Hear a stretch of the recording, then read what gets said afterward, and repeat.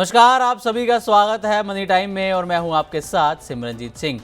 आज इस बुलेटिन में हम बात करने वाले हैं दिन भर की कुछ बड़ी बिजनेस और पर्सनल फाइनेंस से जुड़ी खबरों की। ऐसी खबरें जो आपकी जेब पर सीधा असर डाल सकती हैं।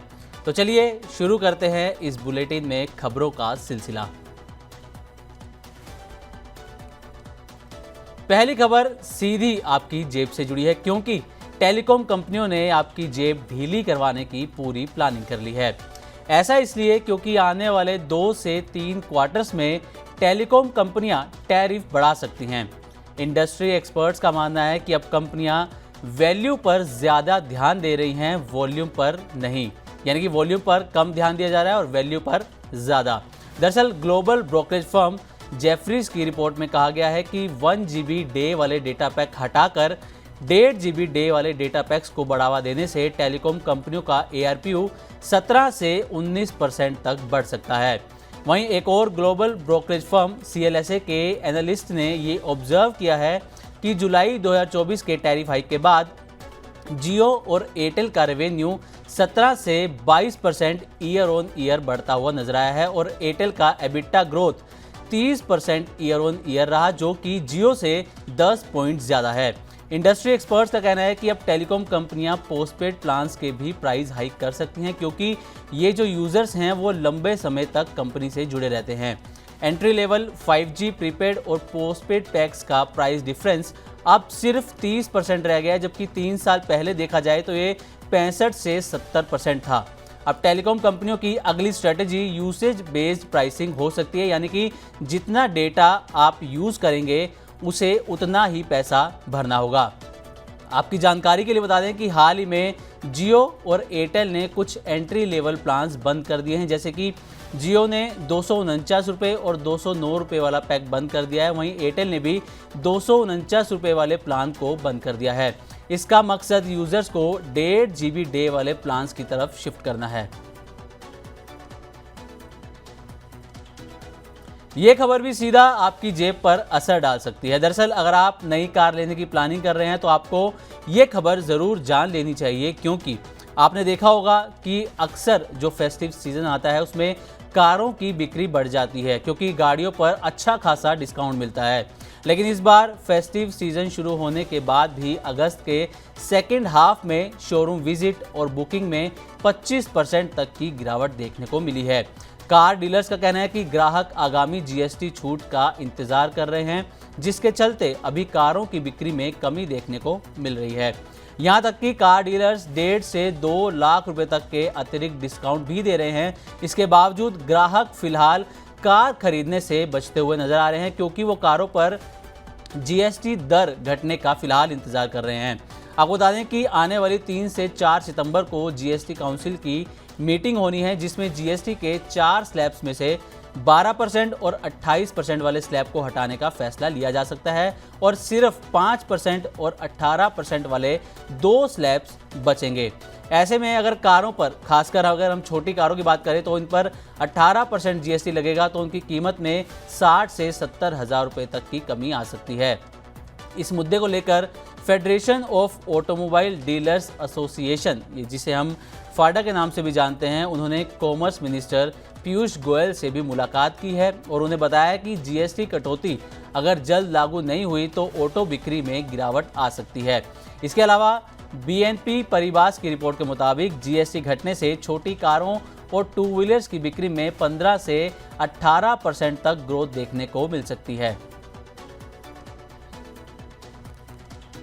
इस वक्त शेयर बाजार में एक के बाद एक IPO आ रहे हैं और अगर आप भी IPO में पैसा लगाते हैं तो जल्द ही एक बड़ी कंपनी शेयर मार्केट में दस्तक देने वाली है और इस कंपनी का नाम है ओयो। जी हाँ, Indian multinational hospitality chain OYO ने IPO लाने की पूरी तैयारी कर ली है और अगर मीडिया रिपोर्ट्स की माने तो कंपनी नवंबर में IPO के लिए DRHP फाइल कर सकती है। ऐसा कई मीडिया रिपोर्ट्स में दावा किया जा रहा है। ओयो ने IPO के लिए जो टारगेट वैल्यूएशन है वो 7 से 8 बिलियन डॉलर रखा है, यानी कि अगर भारतीय करेंसी में देखें तो 58,000 करोड़ से लेकर 66,000 करोड़ के बीच वैल्यूएशन का टारगेट यहाँ पर कंपनी की तरफ से रखा गया है और इस हिसाब से ओयो का जो शेयर प्राइस है वो करीब 70 रुपये प्रति शेयर हो सकता है, जो कि ओयो के एबिटा के लगभग 25 से 30 गुना हो सकता है। सॉफ्टबैंक ओयो का सबसे बड़ा शेयर होल्डर है और इस आईपीओ के प्रोसेस में सॉफ्टबैंक की अहम भूमिका भी रहने वाली है। हाल ही में ओयो ने Q1 के मजबूत नतीजे भी जारी किए थे। साथ ही हॉस्पिटैलिटी इंडस्ट्री की डबल डिजिट ग्रोथ को देखकर आईपीओ लाने के लिए ये सबसे सही समय माना जा रहा है। फेडरल रिजर्व के चेयरमैन जेरोम पोवेल के नरम रुख के बाद अमेरिकी ब्याज दर में कटौती की उम्मीद बढ़ने से शुक्रवार को सोने की कीमतों को सपोर्ट मिला था, लेकिन सोमवार को डॉलर के मजबूत होने से सोने की चमक फीकी पड़ती हुई नजर आई। इंटरनेशनल मार्केट से लेकर मल्टी कमोडिटी एक्सचेंज यानी कि MCX पर सोने में 25 अगस्त को गिरावट देखने को मिली।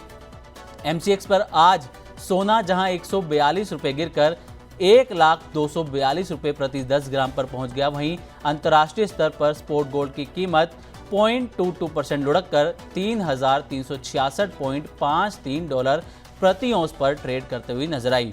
अगर चांदी की बात करें तो 25 अगस्त को इसमें भी गिरावट देखने को मिली। ये 293 रुपये गिरकर 1,15,943 रुपये प्रति किलो पर पहुंच गई।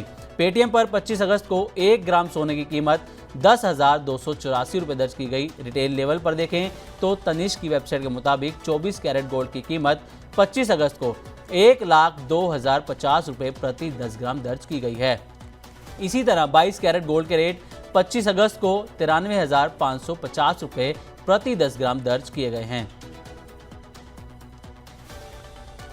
दिल्ली मेट्रो में सफर करने वालों के लिए ये खबर बेहद जरूरी है। दरअसल 25 अगस्त 2025 यानी कि आज से ही दिल्ली मेट्रो का किराया बढ़ गया है। दिल्ली मेट्रो रेल कॉरपोरेशन यानी कि DMRC ने लगभग 8 साल बाद किराए में बढ़ोतरी की है और DMRC ने सभी मेट्रो लाइनों के किराए में 1 रुपये से लेकर 4 रुपये तक की बढ़ोतरी की है। वहीं एयरपोर्ट एक्सप्रेस लाइन पर किराया 1 रुपये से 5 रुपये तक बढ़ाया गया है। अब दिल्ली मेट्रो का सबसे कम किराया 11 रुपये से शुरू होता है और सबसे ज़्यादा किराया 64 रुपये है, जो कि अगर पहले की स्थिति देखें तो सबसे कम किराया 10 रुपये था और सबसे ज़्यादा किराया 60 रुपये था। DMRC ने इस बारे में कहा कि 25 अगस्त 2025 से दिल्ली मेट्रो के किराए में बदलाव होगा। ये बढ़ोतरी मामूली है, जिसमें किराया 1 रुपये से 4 रुपये तक बढ़ेगा। एयरपोर्ट लाइन पर किराया 5 रुपये तक बढ़ सकता है। किराया बढ़ने के बावजूद स्मार्ट कार्ड इस्तेमाल करने वालों को हर यात्रा पर 10% की छूट मिलती रहेगी। इसके अलावा अगर आप सुबह 8 बजे से पहले, दोपहर 12 बजे से शाम 5 बजे के बीच या रात 9 बजे के बाद यात्रा करते हैं तो आपको एक्स्ट्रा 10% की छूट भी मिलेगी। अब जाते जाते बात करते हैं आज की स्टॉक मार्केट की। तो भारतीय बेंचमार्क इंडेक्स, सेंसेक्स और निफ्टी 25 अगस्त सोमवार को हरे निशान में नजर आए। आज की तेजी में रिलायंस इंडस्ट्रीज और IT शेयरों का योगदान रहा, जबकि अमेरिकी फेडरल रिजर्व के चेयरमैन जेरोम पोवेल की तरफ से अगले महीने ब्याज दरों में संभावित कटौती के संकेत के बाद एशियाई बाजारों में भी बढ़त देखने को मिली। 25 अगस्त को भारतीय इक्विटी इंडेक्स पॉजिटिव रुख के साथ बंद हुए और निफ्टी 25,000 के आसपास नजर आया। BSE मिड कैप और स्मॉल कैप इंडेक्स स्टेबल रहे। सेंसेक्स 329 अंक बढ़कर 81,635 पर और निफ्टी करीब 97 अंक बढ़कर 24,967 पर बंद हुआ। लगभग 1830 शेयरों में तेजी, 2,169 शेयरों में गिरावट और 178 शेयरों में कोई बदलाव नहीं हुआ। तो ये थी मनी टाइम में आज की कुछ बिजनेस और पर्सनल फाइनेंस से जुड़ी खबरें। आज के लिए बस इतना ही। उम्मीद करते हैं कि आपको आज का मनी टाइम पसंद आया होगा। इसी तरह की और भी खबरों से अपडेट रहने के लिए देखते रहें मनी 9 और सब्सक्राइब करें हमारा चैनल। साथ ही बिजनेस और पर्सनल फाइनेंस से जुड़ी तमाम खबरों को आप हमारी वेबसाइट money9live.com पर भी पढ़ सकते हैं।